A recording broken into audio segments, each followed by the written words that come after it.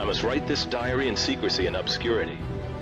It concerns my Arctic flight of the 19th day of February in the year of 1947. There comes a time when the rationality of men must fade into insignificance, and one must accept the inevitability of the truth. I am not at liberty to disclose the following documentation at this writing. Perhaps it shall never see the light of public scrutiny. But I must do my duty and record here for all to read one day. In a world of greed and exploitation of certain of mankind, one can no longer suppress that which is truth. Flight log, Base Camp Arctic. February 19th, 1947. 0600 hours. All preparations are complete for our flight northward, and we are airborne with full fuel tanks at 0610 hours. 0910 hours. Vast ice and snow below. 0915 hours. In the distance is what appears to be mountains. 1000 hours. We are crossing over the small mountain range and still proceeding northward as best as can be ascertained. Beyond the mountain range is what appears to be a valley with a small river or stream running through the center portion. There should be no green valley below. Something is definitely wrong and abnormal here. We should be over ice and snow. To the port side are great forests growing on the mountain slopes. Our navigation instruments are still spinning. The gyroscope is oscillating back and forth.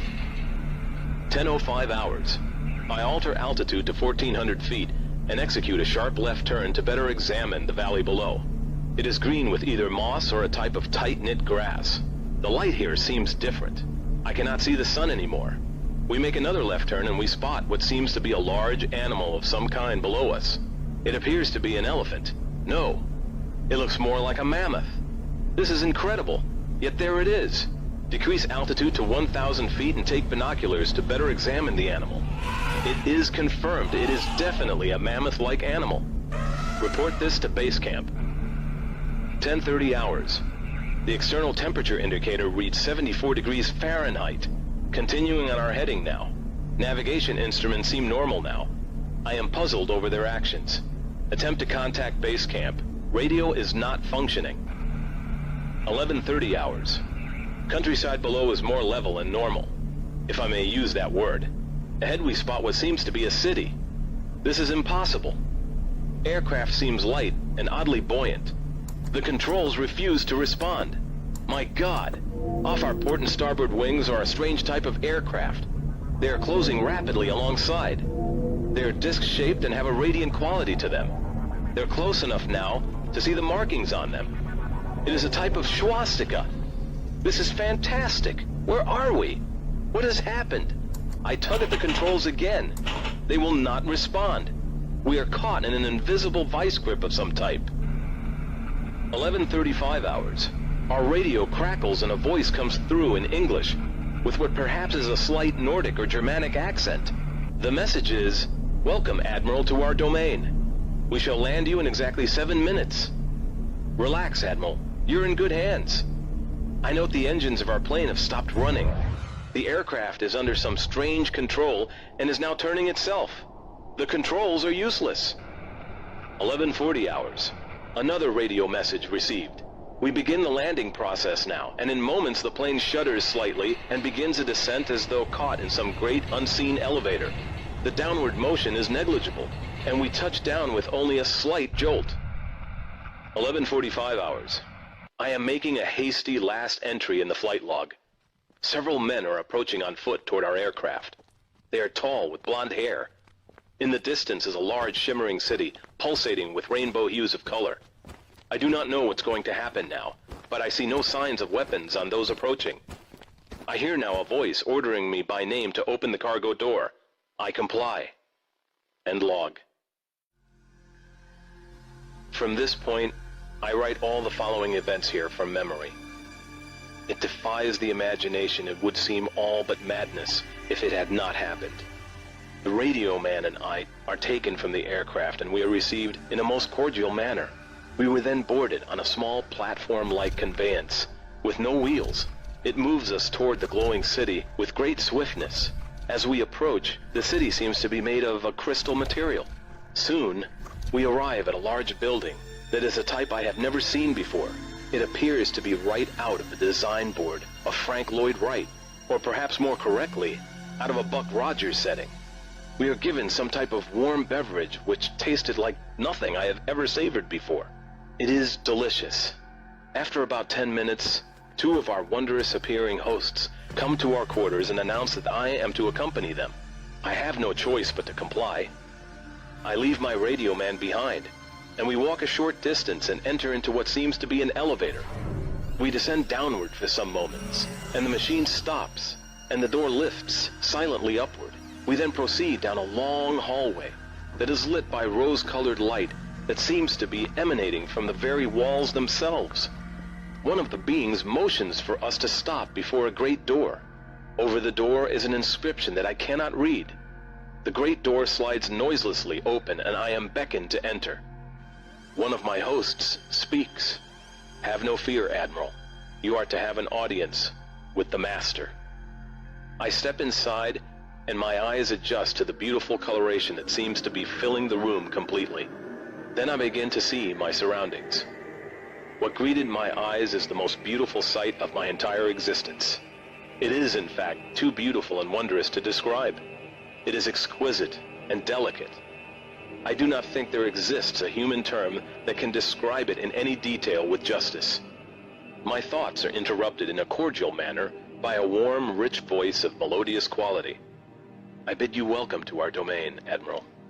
I see a man with delicate features and with the etching of years upon his face. He is seated at a long table. He motions me to sit down in one of the chairs. After I am seated, he places his fingertips together and smiles. He speaks softly again and conveys the following. "We have let you enter here because you are of noble character and well known on the surface world."